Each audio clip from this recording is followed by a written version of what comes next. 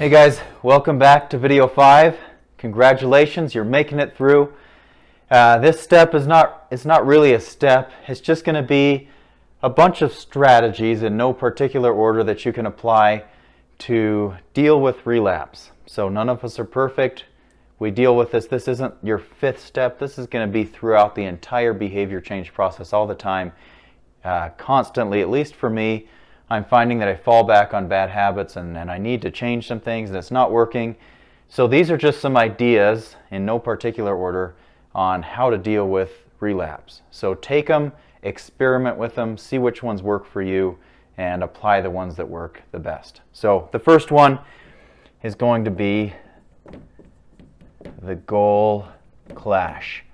So what that means is we all have, well, we don't all have goals, but if you're going through these videos, then you have some goals. You have a vision of where you want to be. And it's important that that vision, again, is motivating and it's driving you. That's important to you. You really want to get there. And what you need to realize is there's going to be other goals of particular things that happen to you. They're going to clash with that. Let me give you an example. So we go to a family get-together over the holidays. And out comes 20 different types of desserts, and this happens all the time. The holiday season is the time when we put a few extra pounds on because we indulge a little bit too much. So in a situation like that, what do you do? And you might just say, well, I have this goal, but I need to please my family, and this is all good, so I'm just going to eat and keep eating. Okay? So if you think about this here and you understand that there's a goal clash, you might be able to do something about it. So you understand that eating all these desserts is not in my best interest if I want to lose some weight, let alone gain a bunch of weight. So that's your primary goal here. The secondary goal, and they might both be equally important, or maybe having the experience with your family is also, maybe it could be more important than losing weight, depending on the situation. But can I keep both of those? So just understanding that there's a goal of a social interaction, enjoying time with your family, and you also want to maintain your health or your weight or whatever. And so how can you think creatively about those? How can you prepare yourself to think about that situation to navigate through it?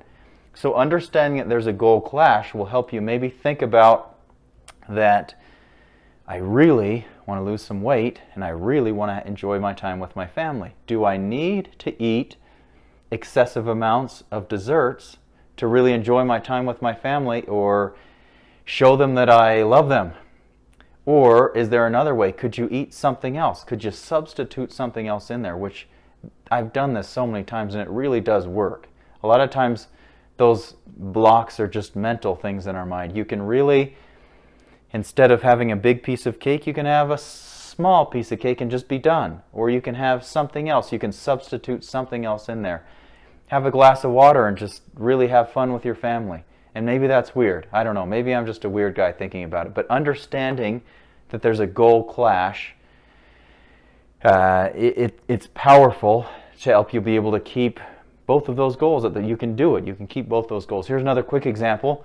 You're a student. You want to do well. You want to get into grad school. And you also want to have fun and have a social experience there. 2 things that are important in college. Can you do both, or do you have to exclude one or the other? How do you deal with it? Maybe you can say, I study Monday through Friday until 6 p.m. on Friday. And after 6 on Friday and afternoon on Saturday are my times to have social activities. And I'll tell my friends, I really do want to hang out with you. Let's go do something at that time.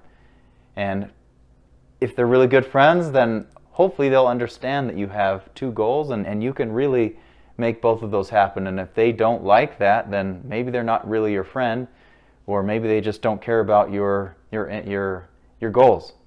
And so in most situations, understanding what goals you have and what goals of particular situations or environments you're in can empower you to create a solution that can solve both of those issues that you're dealing with. Okay, second thing is self-regulation.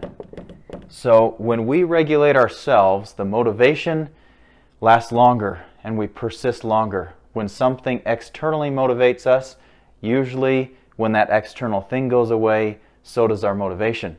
What do we mean by that? If you have a spouse or a friend or a coach that says you need to lose weight, or a doctor, you need to lose weight, you need to pick up these health habits, and you feel like you're forced to do it, what happens when that person, that doctor, or your spouse gives up and stops forcing you? When that goes away, probably not going to keep doing it. So if you need to do it and you recognize what your spouse is saying or what your doctor's saying is important, think about it. Sit down and ponder about why would they really be telling me this, and find a way to get some self-motivation to do that. And if you can't do it, maybe you need to modify things a little bit. Otherwise, it's not going to be a long-term change. It'll probably end short. So find a way, find some fire in you to make it self-driven instead of externally driven. Third thing, the environment. This is powerful. You want to create your environment that will facilitate your success. What does that mean? For me personally, I don't buy dessert foods.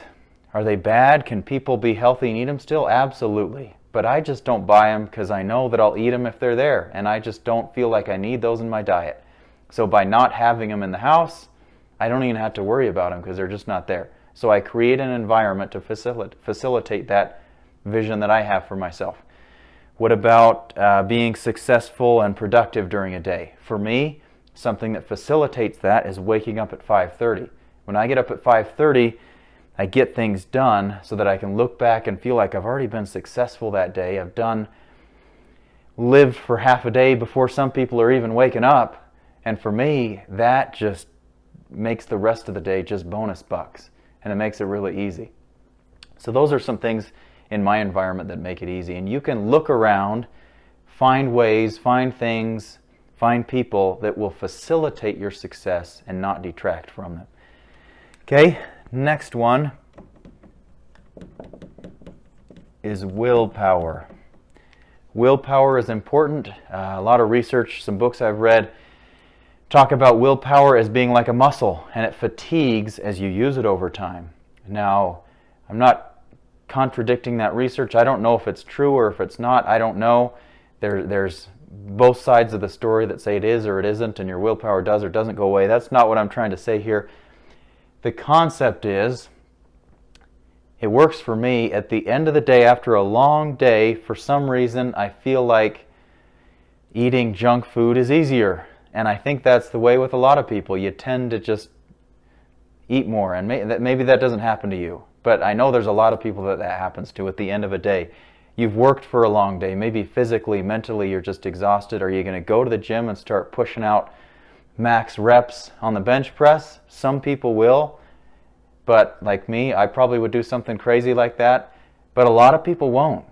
So find a way to do those important things. If it's exercising, do that earlier in the day when you haven't worn your willpower down. If you constantly have something in front of you, it's going to wear you down until maybe you want to eat that chocolate bar that's sitting in front of you if you keep it there long enough. So just recognize, think of your willpower as something like a muscle. And if you have a hard time eating later at night, set yourself a rule and say, I don't eat after 8. Or go to bed earlier. Or brush your teeth earlier.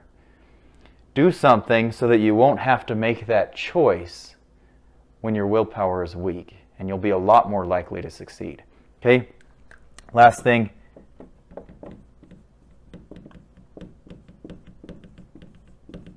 Social support.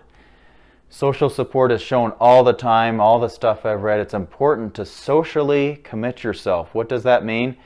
That vision that you created, the plan that you have, the process you're going through, tell somebody about it. Tell someone that you care about, someone that cares about you, someone you have a relationship with, someone you can check back with. It makes you accountable. Think of all the fitness apps out there. All that stuff has a social network because it keeps you accountable. So find somebody, someone around you that you can commit to, and you can say, look, I'm doing this program, and commit yourself to it and let that person keep track of you. Return and report to that person. Tell them, let them evaluate you. You evaluate yourself. Tell them how it's going, and you'll be a lot more likely to succeed. Take one of those things, Practice it. See how it works for you.